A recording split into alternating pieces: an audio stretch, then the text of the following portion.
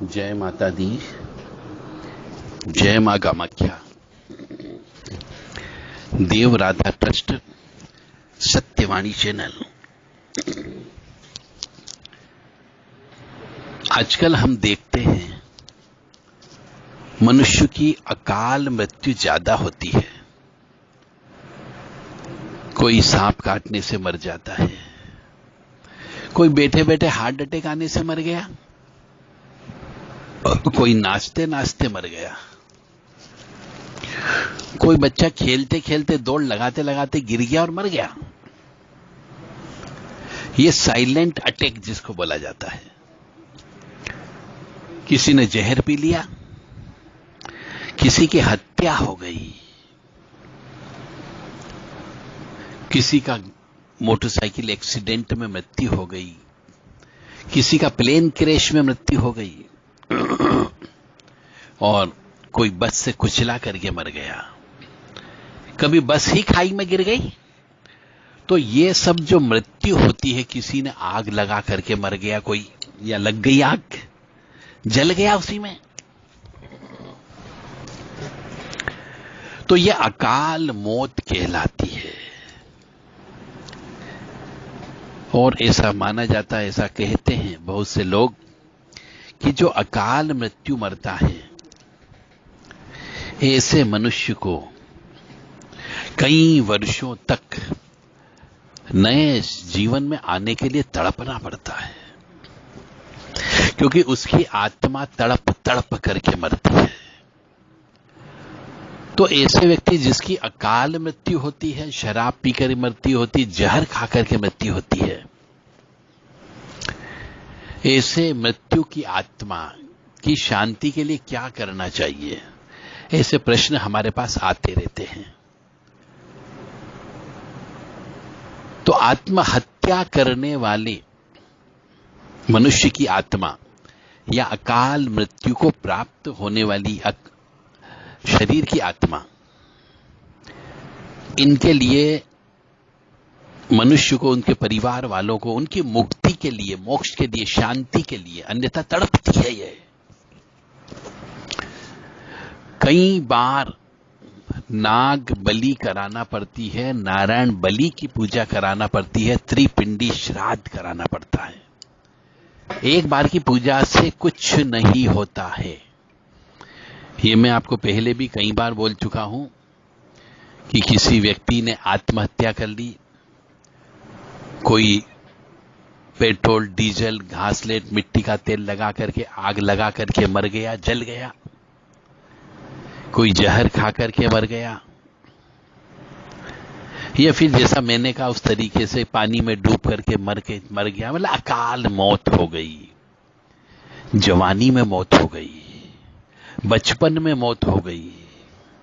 तो ऐसी आत्मा भटकती है। तो ऐसी आत्मा की मुक्ति और मोक्ष के लिए जीवन में कई बार विशेष तिथि मुहूर्त में त्रिपिंडी श्राद्ध कराना पड़ता, विधि विधान से। और जिस घर में जैसी मौत हुई है, उस घर की धूल मिट्टी वहां पे ले जाना चाहिए और उस घर से कलश में उस आत्मा का आह्वान करके ले जाना चाहिए, या फिर उस आत्मा को शीशी में या नारियल में या नींबू में कैद करके ले जाना चाहिए। तो वो आत्मा मुक्ति ले लेती है, मोक्ष मिल जाता है। परंतु पूजा 2-3 बार कराना पड़ती है। पितृदोष की पूजा कराना पड़ती है, प्रेत दोष की पूजा कराना पड़ेगी आपको, नाग नारायण बलि कराना पड़ती है, और उसके बाद त्रिपिंडी श्राद्ध कराना पड़ता है। और कभी कभी ऐसी आत्मा इन चीजों से भी नहीं मानती, तो वो श्रीमद् भागवत कथा, महापुराण, पितरों की मुक्ति मोक्ष के लिए कराना पड़ती है। तो इन सब कामों में खर्चा होता है। अब किसी के पास इतना पैसा नहीं है तो क्या करे? तो फिर ऐसी आत्मा कई बार कहती कि मुझे खेत में मुझे जगह देकर के बिठा दे और मुझे पूजो, भगवान के माफिक पूजो, मेरे वहां जहां मैं बैठा हूं, बिठाया है, वहां पर दीपक लगाओ, अगरबत्ती लगाओ, नारियल फोड़ो, प्रसाद चढ़ाओ, और मुझे पूजो, हर काम में मुझे पहले बुलाओगे, उसके बाद देवी देवताओं को बुलाओगे। तो वो उस पूरे कुनबे की पूजा लेते रहता है, जब तब भी लेते रहता है, और वह धीरे धीरे प्रबल हो जाता है, उसकी शक्ति बढ़ जाती है और वो फिर शक्तिशाली पितृ बन जाता है। इसलिए कभी भी ऐसे अकाल मृत्यु को प्राप्त हुई मनुष्य की आत्मा को आपको बिठाना नहीं है। इस बात का ध्यान अवश्य रखें। चबूतरा नहीं बनाना है आपको। चबूतरा बनाओगे, पितरों को बिठा दोगे, प्रेत को बिठा दोगे, तो फिर उसको भोग भी देना पड़ेगा। वो शराब भी पिएगा, मांस भी मांग सकता है आपसे। फिर घर परिवार में किसी न किसी स्त्री पुरुष के शरीर पर आकर के वो शराब पीता है और जीवन बर्बाद कर देता है। तो उनकी हमेशा मुक्ति कराना चाहिए। इसके लिए मैं फिर पुनः कहूंगा कि सबसे पहले तो पितृदोष की पूजा करा लें, उसके बाद नारायण बलि की पूजा करा लें, उसके बाद में त्रिपिंडी श्राद्ध करा लें, और उसके बाद श्रीमद् भागवत कथा महापुराण करा लें, जो गुप्त रूप से पितरों की मुक्ति मोक्ष के लिए होती है। यदि जो व्यक्ति ये काम करा लेता है तो उसे बिठाने की आवश्यकता नहीं है, और जो अतृप्त आत्मा है अकाल मृत्यु वाली, उसको मुक्ति मिल सकती है। जय माता दी, जय मां कामाख्या। और यदि पैसा नहीं हो तो फिर धीरे धीरे उस परिवार में कष्ट ही कष्ट उत्पन्न होने लगते हैं। तरह तरीके से वह मनुष्य का परिवार तबाह हो जाता है।